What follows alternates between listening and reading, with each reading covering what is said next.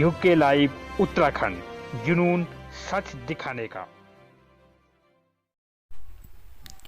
कानपुर विधायक कुंवर प्रणव चैंपियन को बीजेपी द्वारा पुनः पार्टी में वापस लेने को लेकर जहां सियासत गर्म हो गई है, लोगों के दिल में बीजेपी और पहाड़ को गाली देने वाले चैंपियन को लेकर गुस्सा है, तो वहीं मुख्यमंत्री त्रिवेंद्र को लेकर झांपू बड़ा गाना गाकर उत्तराखंड की राजनीति में हलचल मचाने वाले मूलतः देवप्रयाग विधानसभा के खास पट्टी चाका पिछवाड़े के रहने वाले पवन सेवाल ने भी चैंपियन को लेकर गाना गाया है, जिसमें उन्होंने चैंपियन द्वारा गढ़वाल को गाली देने पर तंज कसते हुए गाना गाया है।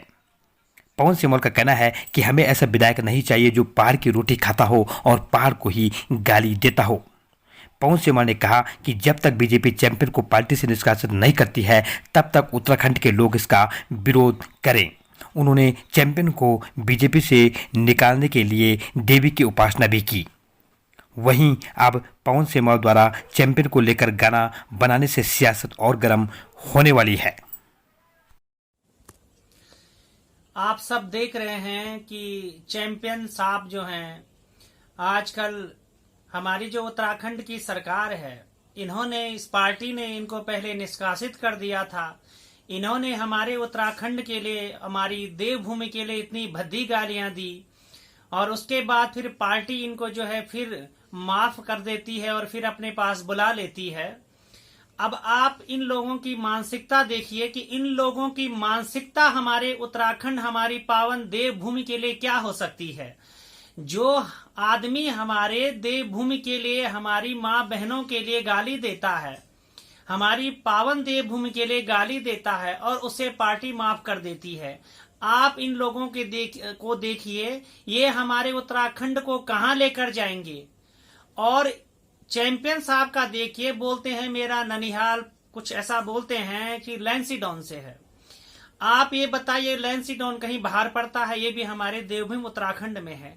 और ये जो गालियां देता है, क्या लैंसीडॉन की जनता हो, उत्तराखंड सारी देवभूमि की हमारी जनता है, क्या इसे माफ करेगी?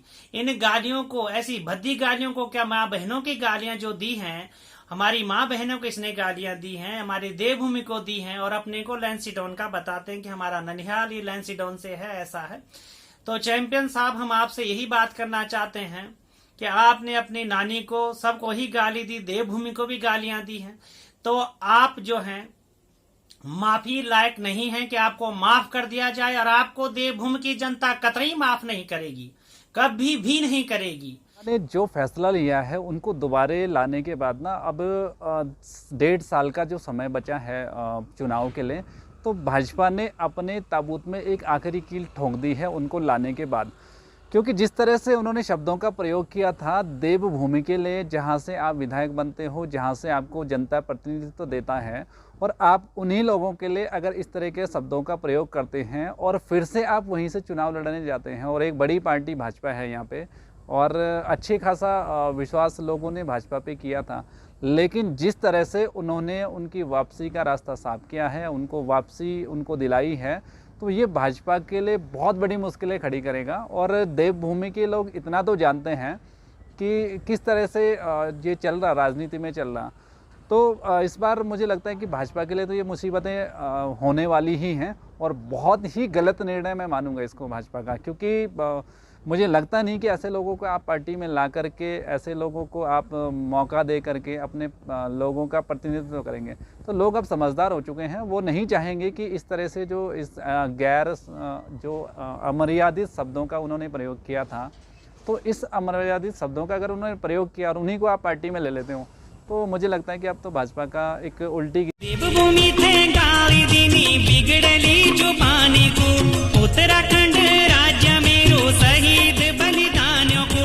देवभूमि थे गाली दीनी बिगड़ली जुबानी को, उत्तराखंड राज्य मेरो शहीद बलिदानियों को। देवदारा को अपमान बर्दाश्त हमने कने कन, देवदारा को अपमान बर्दाश्त हमने कने कन। चेंदू चैंपियन, चेंदू चैंपियन, यूके लाइव के लिए भगवान की चैंपियन। यदि आप हमें फेसबुक पेज पर देख रहे हैं तो हमारे फेसबुक पेज को लाइक कर दीजिए, और यदि आप हमें यूट्यूब चैनल पर देख रहे हैं तो यूट्यूब चैनल को सब्सक्राइब